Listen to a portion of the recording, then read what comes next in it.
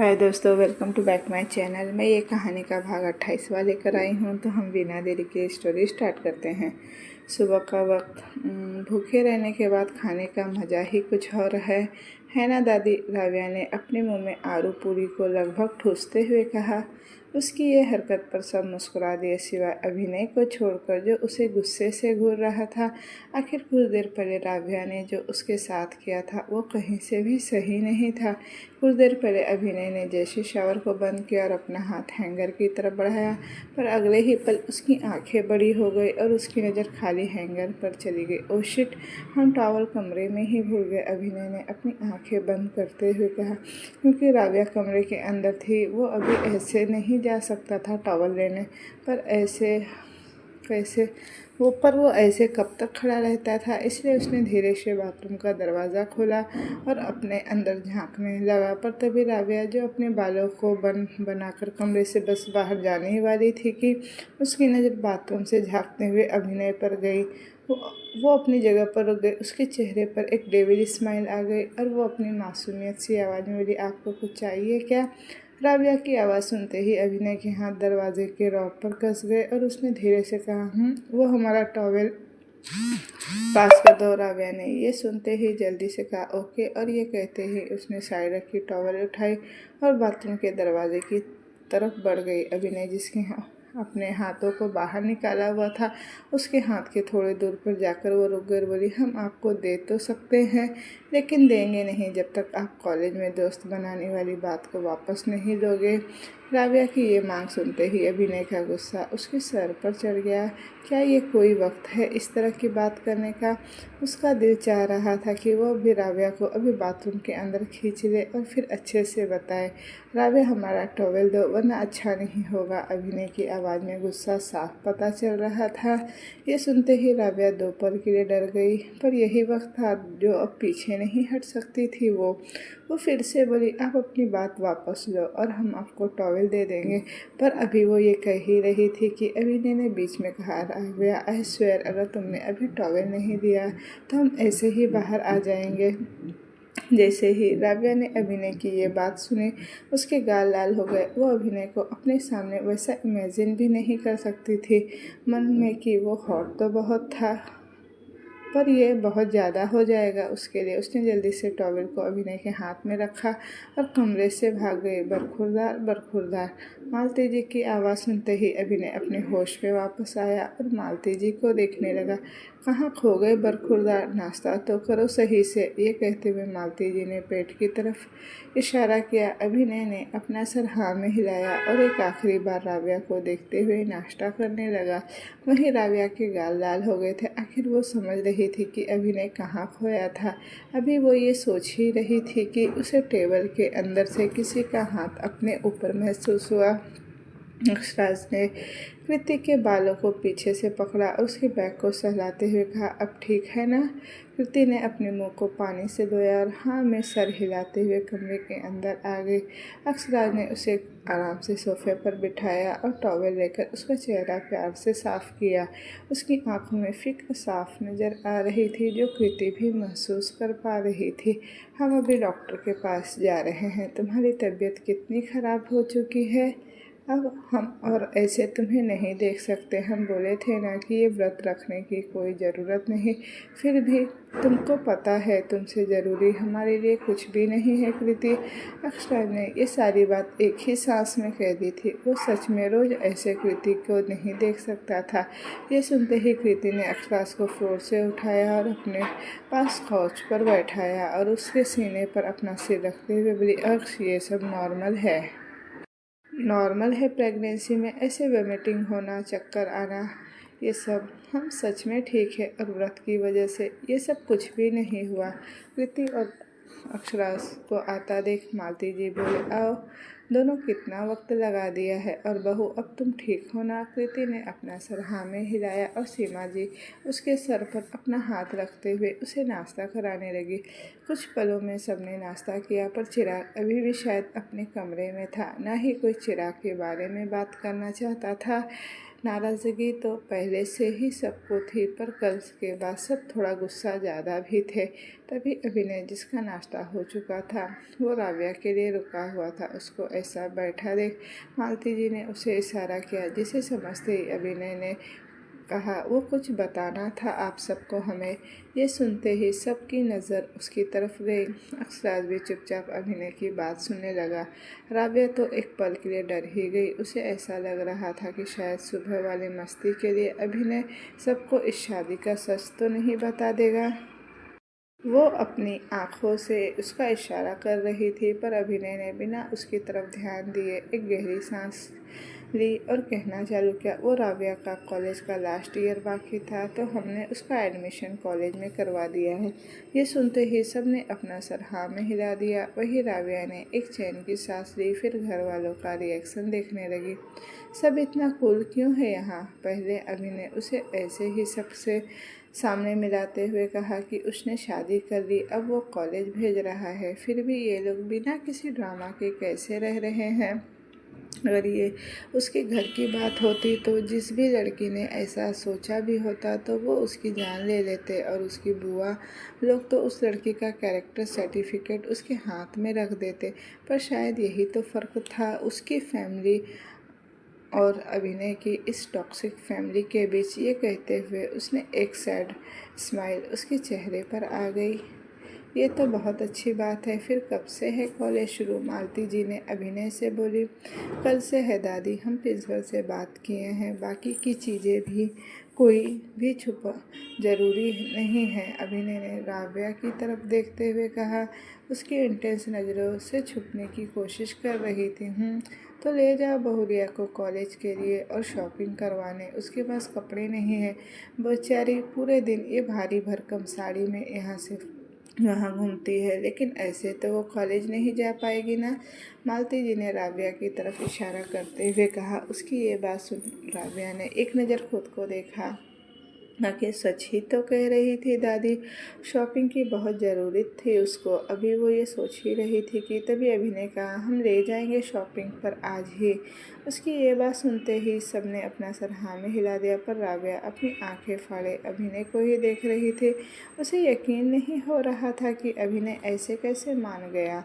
और ये कहते ही अभिनय अपनी कुर्सी से उठकर चला गया। उसके जाने के बाद अक्षराज ने कृति को कुछ इशारा किया और वो भी वहाँ से निकल गया। उन दोनों को जाते ही राबिया ने जल्दी से कृति से कहा, भाभी आप भी चलो ना हमारे साथ शॉपिंग पर। यह सुनते ही कृति ने एक स्माइल पास की और अपना सर ना में हिलाते हुए कहा, हम चल तो लेते, पर राबिया 2 दिन से एनजीओ नहीं जाने की वजह से वहाँ का काम बढ़ गया, हमको वहाँ जाना है आज। कृति का सवाल सुन राबिया का चेहरा लटक गया और उसने अपना सर हाँ में हिला दिया। कृति ने अपना नाश्ता ख़त्म किया और सीमा जी और मालती जी को बाय करके निकल गई। उसके जाने के बाद सीमा जी चिराग के कमरे की ओर चली गई। अब डाइनिंग टेबल पर बस राबिया और दादी बाकी थे। ये मौका देखते ही मालती जी ने राबिया को अपनी तरफ आने का इशारा किया, तो राबिया उनकी तरफ बढ़ गई और उनको देखने लगी, पर अगले ही पल उसकी आंखें बड़ी हो गई जैसे ही मालती जी ने ये सवाल किया कि कैसी रही तुम्हारी सुहागरात कल रात को। राबिया पूरी तरह से फ्रीज हो गई थी। सुहागरात, वो भी अभिनय के साथ, वो ये सोच भी नहीं सकती थी, और अगर उसने ऐसा सोचा भी तो वो अभिनय का बच्चा उसे कच्चा चबा जाएगा। उसको ऐसे चुप देख मालती जी ने हंसते हुए कहा, अरे शर्माओ नहीं, हम समझते हैं, अगर कोई झिझक हो तो हमसे आकर पूछ लेना।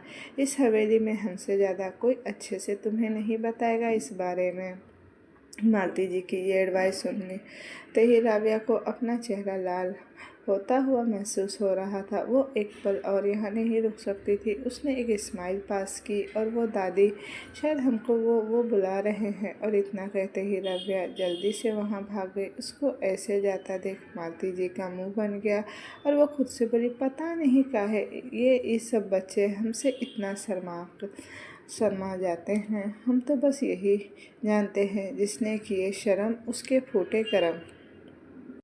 अक्षराज ने कृति का हाथ पकड़ते हुए कहा, जाना जरूरी है क्या? कृति ने उसकी आंखों में देखा, फिर एक स्माइल की और बोली, हाँ अक्स, ज़रूरी है। एनजीओ को हमारी ज़रूरत है। अक्षराज ने 2 पल के लिए कृति का चेहरा देखा, फिर जल्दी से उसे गले से लगा लिया। उसने उसके होठों पर छोटी सी किस की, कृति के पेट पर, और फिर धीरे से कहा, कुछ भी प्रॉब्लम हो तो सबसे पहले हमें कॉल करना। हम कोई जोखिम नहीं लेना चाहते हैं इस वक्त। कृति, ये सुनते ही कृति ने अक्षराज के माथे पर एक किस की और अपना सर हाँ में हिला दिया। अक्षराज ने कृति को आराम से छोड़ा और तब तक देखता रहा जब तक कृति एनजीओ के अंदर नहीं चली गई। उसके जाते ही अक्षराज ने किसी को कॉल किया और कहा, एनजीओ के आसपास रहना है और नज़र खुली रखना है। अब जब तक हम ऑर्डर न दें तब तक कहीं भी नहीं जाना है। दूसरी तरफ से अक्षराज के खास आदमी ने कहा, जी भैया जी, और फिर कॉल कट कर दिया। अक्षराज ने अपने फ़ोन को साइड में रखा और फिर अपना सर कार की सीट से लगाते हुए खुद से कहा, हम जानते हैं कि तुम ऐसे खाली नहीं बैठोगे, और ये खबर जानने के बाद तो बिल्कुल भी नहीं। इस बार सामने से मुलाकात होगी, क्योंकि अक्षराज ठाकुर कभी भी पीछे से वार नहीं करता। शाम का वक्त कृति की पूरी बॉडी थकी थकी महसूस हो रही थी। उसने एक नज़र टाइम को देखा जो लगभग पूरा हो चुका था और उसका काम भी काफ़ी हद तक खत्म हो चुका था। उसने एक गहरी सांस ली और कहा, अब ये हाल है, पता नहीं आगे चलकर क्या होगा। ये कहते हुए उसने अपने हाथ अपने पेट पर चले गए और उसके चेहरे पर मुस्कुराहट आ गई। अभी वो ये कह ही रही थी कि मिस सारथी केबिन के अंदर आते हुए बोली, कृति, बाहर बड़े ठाकुर तुम्हारा इंतज़ार कर रहे हैं। ये सुनते ही कृति ने खुद से कहा, ये आज अक्स इतनी जल्दी आ गए? आज हम बाहर बस आ ही रहे हैं। उसने अपने ख्यालों को साइड किया और अपना पर्स लेकर बाहर चली गई। सामने अक्षराज की गाड़ी खड़ी थी और अक्षराज उसके पास टिक कर खड़ा था। कृति चुपचाप उसकी तरफ बढ़ गई। अक्ष, हम ड्राइवर के साथ आ जाते, अब हमारी तबीयत ठीक है, कृति ने धीरे से कहा। वो नहीं चाहती थी कि अक्षराज उसके लिए अपने काम को नज़रअंदाज करे। जब बीवी हमारी है तो फिक्र करना तो हमारा फ़र्ज है। ये कहते हुए अक्षराज ने उसे कार के अंदर बिठाया और खुद भी बैठ गया। अक्षराज ने एक नज़र कृति को देखा और फिर कहा, हम कुछ लाए हैं तुम्हारे लिए कृति। ये सुनते ही कृति का चेहरा एक्साइटमेंट से भर गया और उसने जल्दी से कहा, क्या है अक्ष? एक मिनट पहले पहले अपनी आंखें तो बंद करो और अपना हाथ आगे बढ़ाओ, अक्षराज ने कहा। और धीति ने जल्दी से अपनी आंखें बंद की और अपना हाथ आगे बढ़ाया। उसे ऐसा करते ही अक्षराज ने पिछली सीट से वो चीज़ उठाई और कृति के हाथों पर रख दी। उस चीज़ की सॉफ्टनेस महसूस करते ही कृति ने फट से अपनी आंखें खोल दी और अगले ही पल उसका चेहरा शौक से भर गया और वो धीरे से बोली, रेड कोऑर्डिनेशन फ्लावर बुके। कृति अक्षराज के गले से लग गई और उसकी शर्ट को अपनी मुट्ठी में खींचते हुए बोली, I love you, I love you, I love you Aks, I love you so much Aks. इतना कहते ही हम ये डिस्क्राइब भी नहीं कर सकते कि how much I love you. Akshraj के चेहरे पर स्माइल थी। उसने कृति को अपने बाहों में भर लिया, उसके बालों को चूमते हुए कहा, आराम से लग जाएगी तुमको। ये सुनते ही कृति धीमे से अलग हुई और अपनी सीट पर वापस बैठते हुए अपने हाथों में चमक रहे रेड कोऑर्डिनेशन बुक फ्लावर को देखने लगी। उसको देखकर लग रहा था उसका चेहरा हल्की धूप में बहुत चमक रहा था। अब इसे प्रेगनेंसी का निखार कहे या फिर अक्षराज के प्यार की चमक, ये तो बस कृति ही बता सकती थी। अक्षराज ने एक नज़र कृति के गालों को देखा। ये देखते ही वो खुद पर कंट्रोल नहीं कर पाया और उसने अगले ही पल कृति के गालों पर अपने होठ रख दिए। अक्षराज ने भी अब गाड़ी चलाना शुरू कर दी। कृति ने जैसे ही बाहर की ओर देखी, वो बोली, अक्ष, क्या हम वापस हवेली नहीं जा रहे? कृति का ये सवाल सुन अक्षराज ने अपना सर ना में हिलाया। तो फिर कहाँ जा रहे हैं? कृति ने एक्साइटमेंट में पूछा। आखिर अक्षराज उसे कुछ बार बस अपनी फेवरेट जगह ले गया है जो उसके दिल के बेहद करीब है। कृति की एक्साइटमेंट अक्षराज उसकी आवाज़ से पता लगा सकता था। उसने धीरे से कहा, सरप्राइज़ है बेबी, सरप्राइज़, थोड़ा सब्र करो। ये सुनते ही कृति की आवाज़ आई, अक्ष, रोकिए रोकिए, जल्दी रोकिए। ये सुनते ही अक्षराज ने जल्दी से अपनी कार रोक दी और कृति की तरफ देखने लगा। क्या हुआ कृति? कहीं दर्द हो रहा है क्या? क्या हुआ? उसकी आवाज़ में फ़िक्र साफ दिख रही थी। कृति ने अपना सर ना में हिलाया और बोली, हाँ हम अक्ष बिल्कुल ठीक है। हम ठीक है अक्ष। फिर ये गाड़ी क्यों रुकवाया? अक्षराज ने फिर से पूछा और एक नज़र कृति को ऊपर से नीचे अच्छे से देखने लगा, मानो वो उसे चेक कर रहा हो। ये सुनते ही कृति की आंखें चमक उठी और उसने अपना हाथ खिड़की से बाहर करते हुए सड़क की दूसरी तरफ लगे एक छोटे से दुकान की तरफ इशारा किया और कहा, अक्ष हमको चाट खाना है। धृति की बात सुनते ही अक्षराज की भी नज़र रोड की तरफ गई। पर धृति ये सेफ नहीं है तुम्हारे लिए, हम घर में किसी को बोलकर बनवा देंगे। अक्षराज ने कृति को समझाते हुए कहा। वो उसे इस हालत में ऐसा कुछ खाने नहीं दे सकता था। नहीं नहीं अक्ष, हमको यही खाना है, प्लीज़ प्लीज़ ना। उसकी ये बात सुनते ही वो एक दफ़ा फिर से हार गया। अक्षराज ने हार मानते हुए कहा, अच्छा अच्छा हम अभी लाते हैं, पर तुम यहीं रुको अभी। ये सुनते ही कृति के चेहरे पर मुस्कुराहट आ गई। अक्षराज ने अपनी कार से निकला और अपनी हेल्पलेस नज़रों से कृति को देखने लगा, जिसे कृति ने बिल्कुल इग्नोर कर दिया और इशारा करते हुए बोली, अब जाइए भी अक्ष, जल्दी लेकर आइए ना। अक्षराज ने अपने सर हाँ में हिलाया और रोड की दूसरी तरफ उस दुकान में चला गया। एक प्लेट चाट देना। अक्षराज ने दुकान वालों को देखते हुए कहा। वह दुकान वाला जिसका ध्यान चाट बनाने पर था, उसने जैसे ही एक रोबदार आवाज़ सुनी वो डर गया और उसने जैसे ही अपनी नज़रें उठाकर सामने देखा तो उसकी आंखें बड़ी हो गई। और हो भी क्यों ना, उसके सामने अक्षराज ठाकुर जो खड़ा था। बड़े ठाकुर आप यहाँ? दुकान वाले की डरी हुई आवाज़ सुन अक्षराज का ध्यान उसके ऊपर गया और वो अपनी आंखें छोटी करते हुए बोला, क्यों हम नहीं आ सकते हैं क्या यहाँ?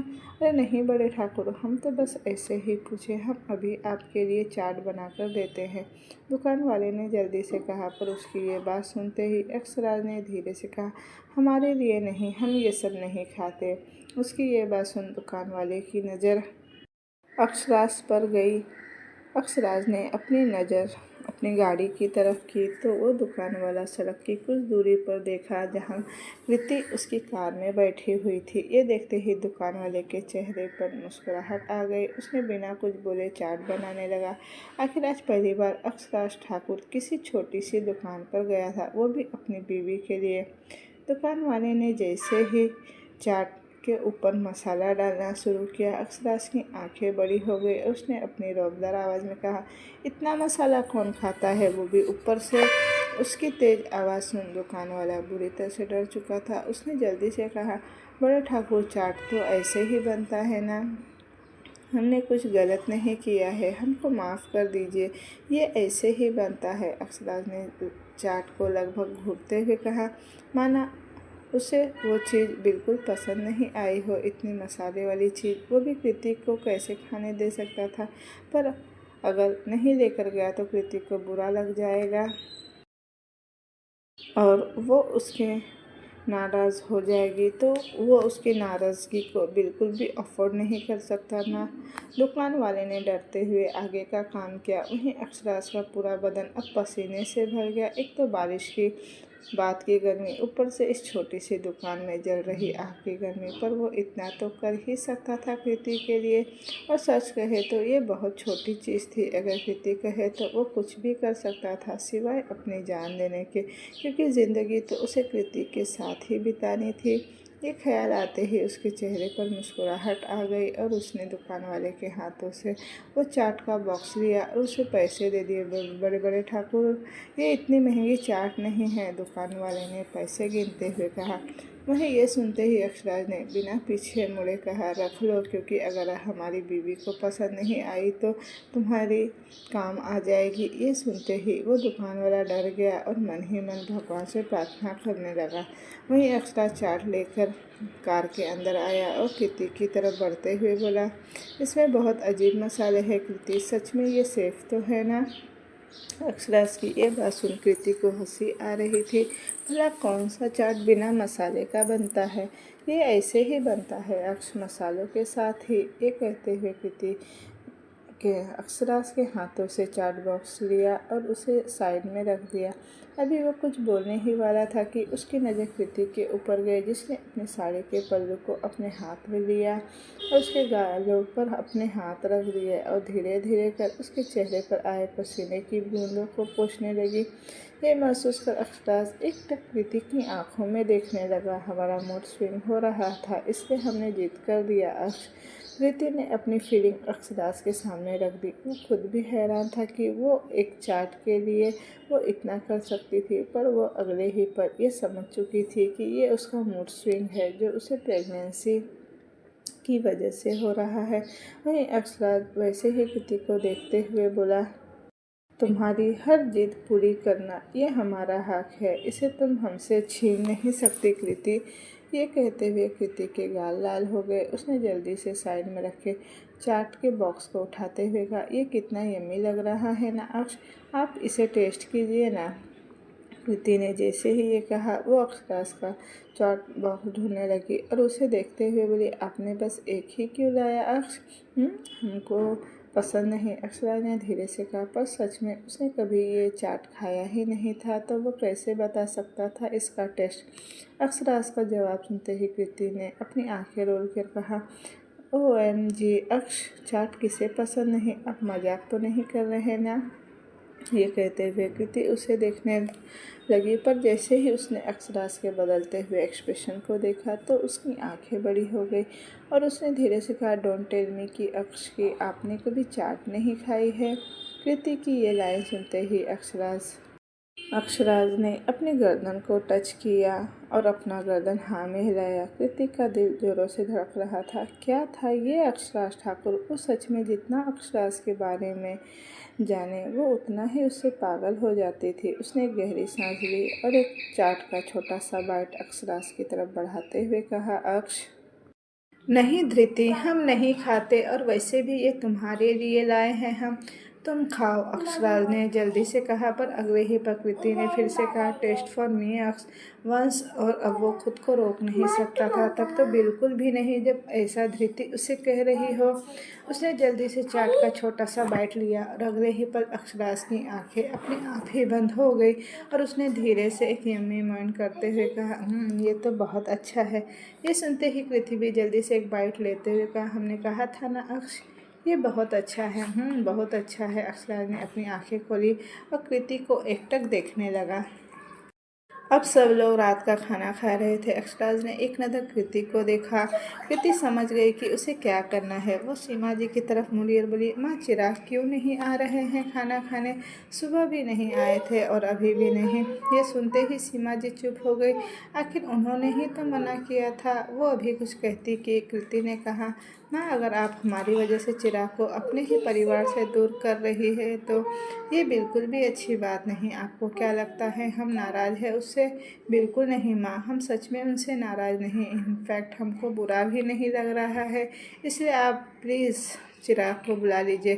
कृति ने जैसे ही अपने बात रखी, सीमा जी की आंखों में आंसू आ गए।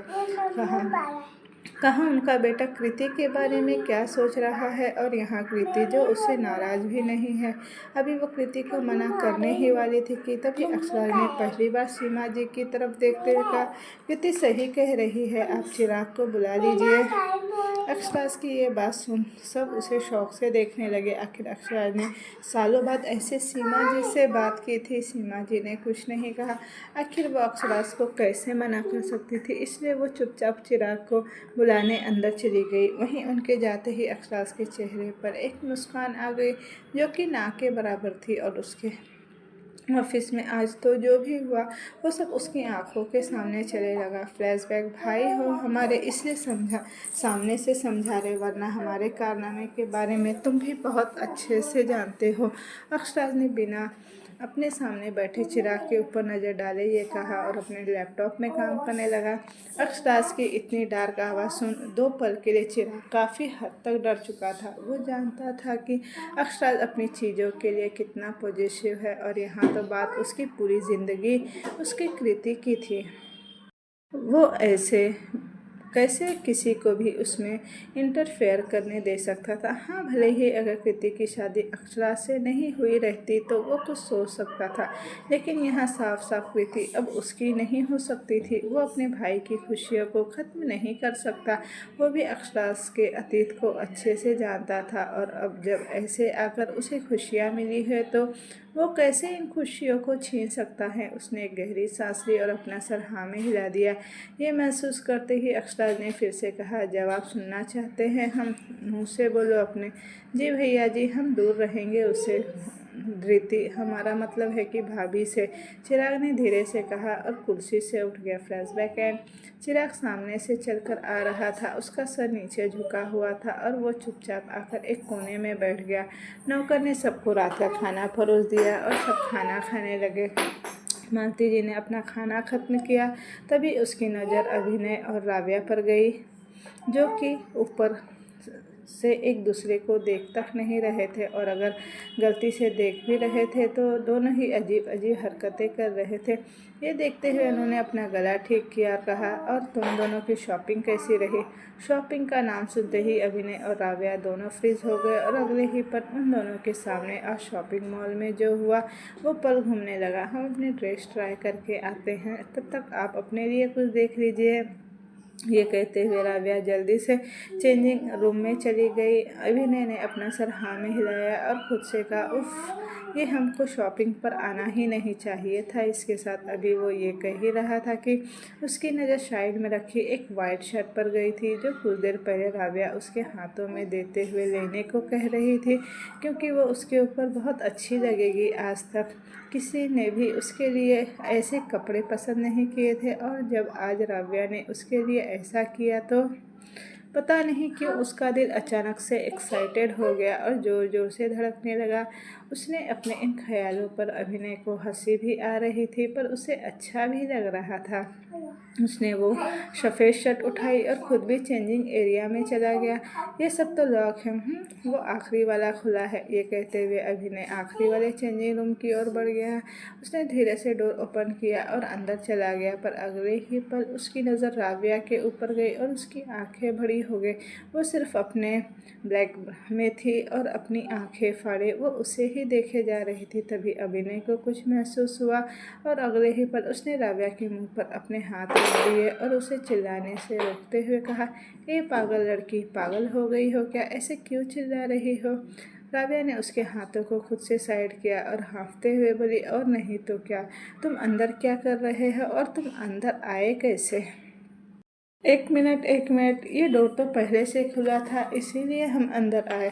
अभिनय ने जैसे ही ये कहा, उसे एहसास हुआ कि अच्छा हुआ वो अंदर आया, वरना अगर कोई और आ जाता तो वो ये सोच भी नहीं सकता था। आगे उसके गुस्से से आंखें देख रहा था। राव्या को किसी का ऐसा देख लेना अभिनय को अंदर ही अंदर पागल कर रहा था।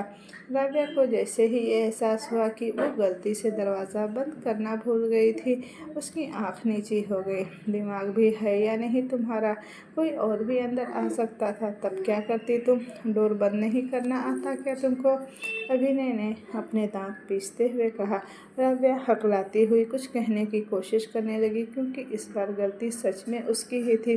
उसने अभी कुछ बोलने के लिए अपना सर ऊपर उठाया ही था कि उसकी नज़र अभिनय की आंखों से मिल गई, और उसने जैसे ही अभिनय की नज़रों को फॉलो किया, उसके गाल लाल हो गए, क्योंकि अभिनय की नज़र उसकी क्लीवेज पर थी।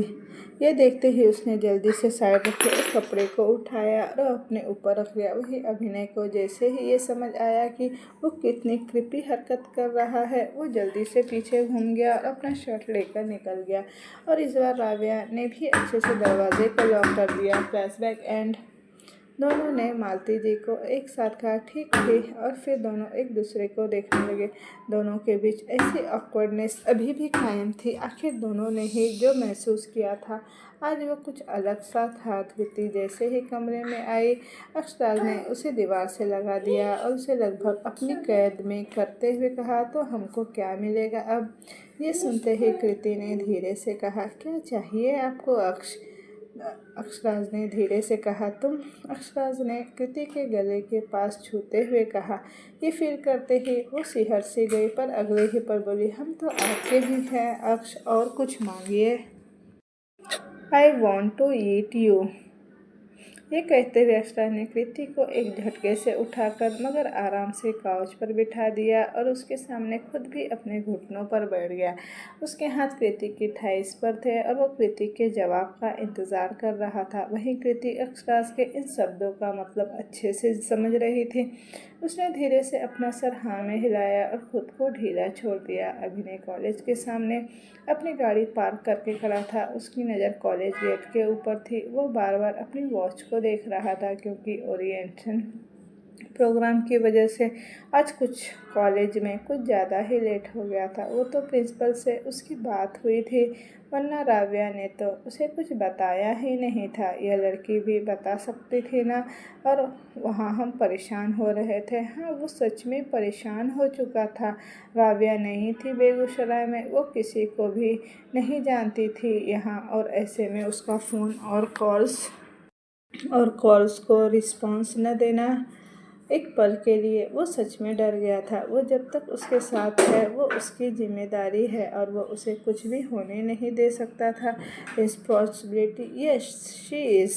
अभी वो ये सोच ही रहा था कि उसकी नज़र सामने से आ रही राव्या के ऊपर गई, जिसके चेहरे पर एक स्माइल थी और वो किसी लड़की से बात कर रही थी। लड़की, थैंक गॉड, पता नहीं क्यों ये देख उसके चेहरे पर स्माइल आ गई। तब भी उसकी और राव्या की नज़रें एक दूसरे से मिल गई और दोनों ही एक पल के लिए फ्रीज हो गए। बाय, कल मिलते हैं क्लास में, हमारी गाड़ी आ गई है। ये कहते हुए राव्या ने अभिनय की तरफ इशारा किया। अभिनय को देखते ही उसकी दोस्त, जिसका नाम रिया था, वो एक पल के लिए डर गई और उसने धीरे से कहा, क्या तुम अभिनय चौधरी के साथ रहती हो? अभिनय चौधरी? राव्या ने एक नज़र अभिनय की तरफ देखा, फिर रिया की तरफ देखते हुए बोली, नहीं, हम ठाकुर हवेली में रहते हैं। ठाकुर हवेली का नाम सुनते ही रिया का मुंह शौक से बड़ा हो गया और उसने जल्दी से कहा, तो क्या तुम ठाकुर खानदान से हो? रिया के चेहरे पर अब डर आ गया। राव्या भी ये देख पा रही थी। उसने एक स्माइल की और कहा, नहीं, हम बस उससे दूर के रिलेटिव्स हैं और अपनी पढ़ाई पूरी करने यहाँ आए हैं। हाँ, उसने ये झूठ बोला था। वो अभी अपने और अभिनय के इस 1 साल की शादी को बाहर की दुनिया के सामने में नहीं लाना चाहती थी, और तब तक तो बिल्कुल भी नहीं जब तक उसे अभिनय कह नहीं देता, क्योंकि अभिनय ने बस अभी हवेली पर यह बात बताने को कहा था, बाहर नहीं, कॉलेज में तो बिल्कुल भी नहीं। वो नहीं चाहता था कि राव्या पर किसी भी तरह का कोई खतरा आए। वो अभी कुछ भी नहीं जानती थी ठाकुर खानदान और उसकी दुश्मनी के बारे में। वही रिया ने जैसे ही दूर का रिश्तेदार सुना तो उसके चेहरे पर आया डर कुछ कम हुआ और वो बोली, ओके बाय, तो कल मिलते हैं। और ये कहकर वो जल्दी से वहाँ से चली गई। उसका ऐसा रिएक्शन देख राव्या ने अपनी आंखें छोटी की और अपना सर ना में हिलाते हुए अभिनय की तरफ बढ़ गई। इतनी देर से क्या बात कर रही थी तुम उससे? राव्या जैसे ही वहाँ आई उसने अभिनय ने कहा अपनी दोस्त से। राव्या ने कैजुअली कहा और अभिनय को देखने लगी। उसकी आंखें थकी थकी लग रही थी। उसके मेसी बाल जो हवा में उड़ रहे थे और उसके फोरहेड पर आ रहे थे। उसके शर्ट के स्लीव्स फोल्ड थे और ऊपर के कुछ बटन खुले थे, जिससे उसका चेस्ट हल्का हल्का व्यू शो कर रहे थे। क्या बात कर रही थी? अभिनय ने फिर से पूछा। पता नहीं क्यों उसे जानना था कि राव्या क्या बात कर रही थी उससे। उसकी आंखों में क्यूरियोसिटी दिख रही थी। ये सुनते ही राव्या, जिसकी नज़रें आसपास घूम रही थी और देख रही थी कि कोई उसकी कॉलेज की लड़कियां अभिनय को ऊपर से नीचे देखते हुए तो नहीं जा रही, उसकी आंखों में अभिनय के लिए फीलिंग्स साफ साफ दिखाई दे रही थी। पता नहीं क्यों पर उसे ऐसे अच्छा नहीं लग रहा था। वो पति था उसका, किसी को भी ऐसे उसे देखने का हक नहीं था। पति? Seriously, isn't this 1 year marriage? उसे आज तक किसी से भी जेलेसी नहीं हुई थी, पर आज उसे अभी अपने दिल में एक अजीब सी जेलेसी फीलिंग महसूस हो रही थी, जिसे जेलेसी ना कहना बेवकूफ़ी होगा। तभी उसके माइंड में एक आइडिया आया और उसने अभिनय के हाथों को अपने हाथ में ले लिया और बोली।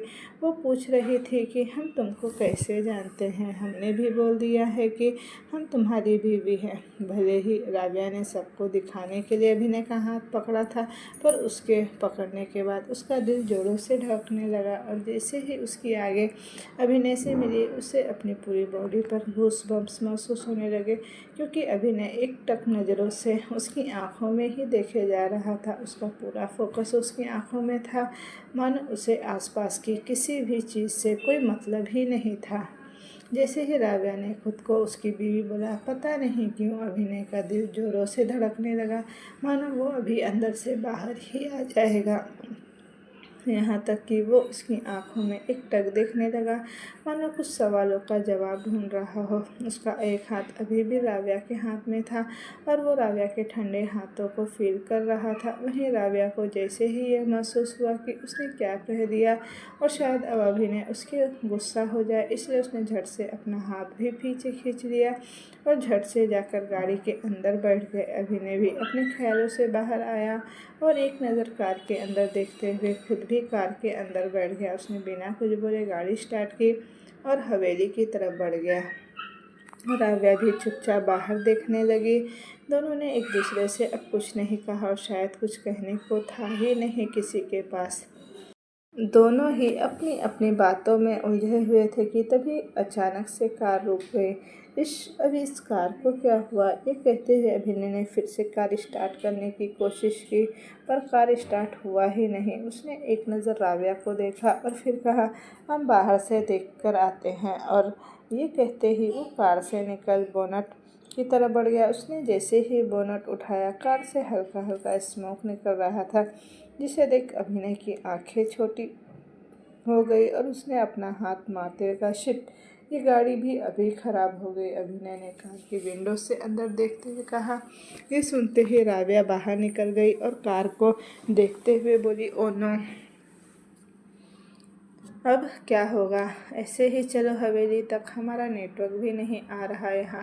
ये कहते हुए अभिनय ने अपने फ़ोन में देखा, जहाँ नेटवर्क बिल्कुल भी नहीं था। राबिया ने आगे कुछ नहीं कहा, बस अपना सर हाँ में हिलाया, पर जैसे ही वो मुड़ी, उसका पैर साइड रखे पत्थर से टकरा गया और वो गिरने को हो गई। ये आवाज़ सुनते ही अभिनय ने जल्दी से उसकी कमर को पकड़ लिया और अपनी बाहों में खींच लिया। अगले ही पल राबिया अभिनय के सीने से चिपकी हुई थी। उसकी गहरी सांसें इस बात का प्रूफ थी कि वो कितना डर चुकी थी। अभिनय ने धीरे से राबिया को खुद से अलग किया और उसे देखते हुए बोला, ऐसे ही हमेशा गिरती पड़ती रहती हो क्या। ये सुनते ही राबिया का मुंह बन गया और उसने अपनी आंखें रोल करते हुए कहा, हाँ, पर जैसे ही वो फिर से आगे बढ़ने की हुई, उसकी चीख फिर से निकल गई। उसके हाथ अपने आप अपने पैर पर चले गए। उसकी दर्द भरी आवाज़ सुन अभिनय अपनी घुटने पर बैठ गया और उसका पैर देखते हुए बोला, दिखाओ जरा, कहाँ लगी है तुम्हें। एक पल के लिए अभिनय की ये साइड देख राबिया को कुछ समझ नहीं आ रहा था कि वो क्या ही कहे, पर अगले ही पल पैर में दर्द होने की वजह से वो उससे वापस होश में आ गई। अभिनय ने राबिया के पैरों को देखा और कहा, पैर मुड़ गया है तुम्हारा। ये कहते हुए वो वापस से खड़ा हो गया और राबिया को देखने लगा, जिसके चेहरे पर दर्द भरे एक्सप्रेशन थे। अब हम हवेली कैसे जाएंगे, राबिया ने खुद से कहा। वो ऐसे दर्द के साथ तो चल नहीं सकती थी और नेटवर्क उसके फ़ोन में था नहीं। अभिनय ने एक नज़र पूरे एरिया को देखा, जो कि जंगल से भरा हुआ था। वो ऐसे में राबिया को अकेले तो नहीं छोड़कर किसी से मदद मांगने जा सकता था। उसने गहरी सांस ली और अपनी गर्दन की बैग सहलाते हुए राबिया के सामने झुक गया और बोला, आओ हम तुमको उठा लेते हैं। ये सुनते ही राबिया की आंखें बड़ी हो गई और वो अभिनय को ऐसे देखने लगी मानो उसने कोई भूत देख लिया हो। कैसे, राबिया ने धीरे से कहा, पर जैसे ही अभिनय ने यह सुना, उसने अपनी आंखें सिकोड़ते हुए कहा, क्या तुमको जंगली जानवरों के साथ रहने में मज़ा आता है। जब देखो जंगलों के बीच रहने का मौका ढूंढती रहती हो। चुपचाप आओ, वरना हम तुमको छोड़कर भी जा सकते हैं। ये सुनते ही राबिया ने एक नज़र अपने आसपास देखा, जहाँ अंधेरा होना शुरू हो गया था। वो यहाँ नहीं रुक सकती थी। उसने एक गहरी सांस ली और अभिनय के पास आते हुए बोली, थोड़ा नीचे झुको। राबिया ने अपने हाथों को अभिनय की नेक के पास लपेट लिया और ये करते ही अभिनय ने एक झटके से उसे अपनी पीठ पर उठा लिया। उसने राबिया के घुटने को अपनी बैग से पकड़ते हुए उसे अपनी वेस्ट पर कस दिया और उसे अच्छे से पकड़ते हुए बोला, अब ठीक है, चले हम। राबिया ने अपना सर हाँ में हिलाया और बोली और उसे अजीब भी बहुत लग रहा था। ये पहली बार था जब वो किसी लड़के के इतना करीब थी। उसकी पूरी बॉडी अभिनय से चिपकी हुई थी, इतनी कि वो अभिनय की एक्सपेंसिव परफ्यूम को भी फील कर पा रही थी। अभिनय भी राबिया की सॉफ्टनेस को अपने बैक पर महसूस कर पा रहा था और साथ ही साथ राबिया के दिल की तेज धड़कनों को भी वो सुन पा रहा था। ये सब फील करते हुए अभिनय की अपनी बॉडी के ऊपर से कंट्रोल खोता जा रहा था, इसलिए उसने गहरी सांस लेकर कहा, तो तुम्हारी दोस्त ने क्या कहा जब तुमसे हमारे बारे में तुमने उसे बताया कि तुम हमारी बीवी हो? वो सच में ये जानना चाहता था, भले ही उसे पता था कि कोई भी राबिया को ये नहीं बोल सकता कि वो कितना डेंजरस है। वहीं राबिया ने जैसे ही अभिनय का ये सवाल सुना, उसके चेहरे पर स्माइल आ गई और उसने अपनी बातें बनाते हुए कहा, उसने कहा कि हमको तुमसे अच्छे भी लड़के मिल सकते थे, पर तुम भी ठीक हो। राबिया ने जानबूझकर कहा था, क्योंकि जिन नज़रों से उसने कॉलेज की लड़कियों को अभिनय को घूरे जा रही थी, वो बिल्कुल भी अच्छी नहीं थी और नहीं वो चाहती थी कि अभिनय उसके कॉलेज की किसी भी लड़की को देखे। पर उसकी ये बात सुनते ही अभिनय के चेहरे पर स्माइल आ गई, क्योंकि वो समझ गया था कि राबिया झूठ बोल रही है। होगी आखिर किसकी हिम्मत होगी उसके बारे में ऐसा बोलने की, और वैसे भी लड़कियां मरती थी उसके ऊपर, और ये बात वो अच्छे से जानता था। तो तुमने क्या जवाब दिया उसे? अभिनय ने वैसे ही हंसते हुए कहा। अब वो भी देखना चाहता कि राबिया कितना झूठ बोल सकती है। उसको हंसता देख राबिया को अब शक होने लगा था, पर उसने जवाब देते हुए कहा, ज़्यादा कुछ नहीं, बस इतना ही बोला कि अब तो शादी हो गई तो इससे काम चलाना होगा ना। ये सुनते ही अभिनय की स्माइल गायब हो गई। क्या मतलब काम चलाना पड़ेगा? उसने अपनी आंखें छोटी करते हुए कहा, क्या मतलब तुम्हारा कि काम चलाना पड़ेगा? हम सब कर सकते हैं। तुमने अब तक हमारा स्टेमिना देखा कहाँ है? स्टेमिना, और वो भी इन बेड। जैसे ही अभिनय ने ये कहा, वो दो पल के लिए चुप हो गया, क्योंकि इस बात का कुछ और ही मतलब निकल रहा था। राबिया को जैसे ही इस दूसरी बात का मतलब समझ आया तो उसके गाल लाल हो गए और वो दो पल के लिए चुप हो गई कि जादू तेरी इस नज़र का क्या बताऊं, हर पल अब बस तेरा ही इंतज़ार रहता है।